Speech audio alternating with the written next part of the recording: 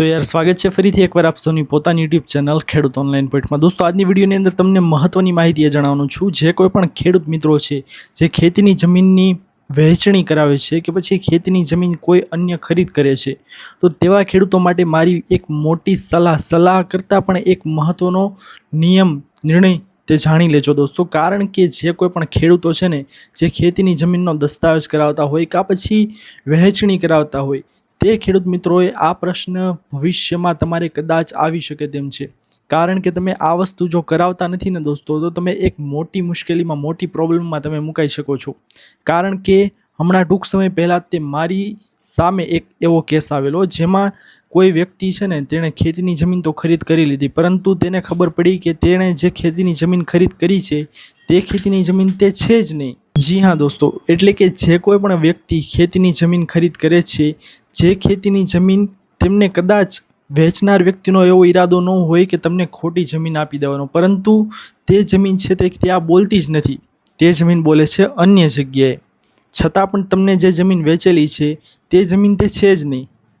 हवे दोस्तों क्लियर करी दઉં तमने बधी वस्तु के जे कोईपण खेडूतो छे हवे ए भाईनो प्रश्न केवो हतो के जे तेणे खेतीनी जमीन खरीद करी छे ने ते खेतीनी जमीन तेणे वेचनार पासेथी मापणी कर्या वगर लई लीधी।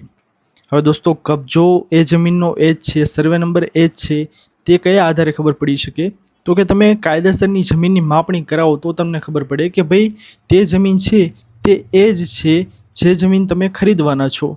परंतु तमने જ્યારે 7 બાર જોઈએ ને તમે નિર્ણય કરી લો કે ભાઈ આ જમીન જ છે અને અમે ખરીદી લઈએ છીએ માપણી કર્યા વગર। હવે તે ભાઈએ પણ એમ જ કરેલું પછી ભવિષ્યમાં તેમને 5-6 વર્ષ પછી તે જમીન તેને વેચવી હતી। હવે જમીન છે તેણે વેચવી હતી તો તેમણે સામેવાળા વ્યક્તિ જે કોઈ પણ નવા ખરીદનાર હતા તેમણે જમીનની માપણી કરાવી। હવે માપણી કરાવીને તો એની અંદર કાયદેસર રીતે એવી રીતે બોલ્યું કે ભાઈ જે જમીન તમે ખરીદ કરો છો તે જમીન તે સ્થળે છે જ નહીં, તે અન્ય સ્થળે છે। એટલે કે જે જમીનનો એ ભાઈએ પહેલાંના ખરીદનાર હતા તેઓએ જે જમીન તે લીધી તે જમીન ત્યાં બોલતી જ નહોતી, ત્યાં રોડ વટીને કંઈક બીજી સાઈડ બોલતી હતી। તો આવું તમારી સાથે પણ બની શકે છે। જેથી કરીને જે કોઈ પણ ખેડૂતો વહેંચણી કરાવે છે કે પછી ખેતીની જમીન ખરીદ કરે છે તેઓએ જમીનની માપણી કરાવવી ખૂબ જ જરૂરી છે। માપણી કરાવ્યા વગર કે પછી જમીનની માપણી શીટ બનાવ્યા વગર કોઈ પણ વસ્તુ તમે આગળ વધો નહીં। કાયદેસર રીતે સરકારી માપણી કરાવો, સરકારમાં પૈસા ભરો, ઓનલાઈન પૈસા ભરો, ત્યારબાદ જે સર્વેયરો તમારી જમીન માપવા આવે ત્યારે તે તમારી સ્થળ સ્થિતિ કબજો હદ તમામ વસ્તુ છે તે નક્કી કરી દેશે। જેથી કરીને કોઈ પણ વ્યક્તિથી આવી ભૂલ ન થાય તેના માટે મેં આજનો વિડીયો બનાવ્યો છે। કારણ કે મારી સામે આ વસ્તુ આવી ગયેલી છે, મારી સામે આ કેસ આવી ગયેલો છે। એ ભાઈએ છે હવે એમને બહુ ખૂબ મોટો ખર્ચો કરવો પડે તેની અંદર, કારણ કે આખો કબજો જ અલગ નીકળ્યો છે।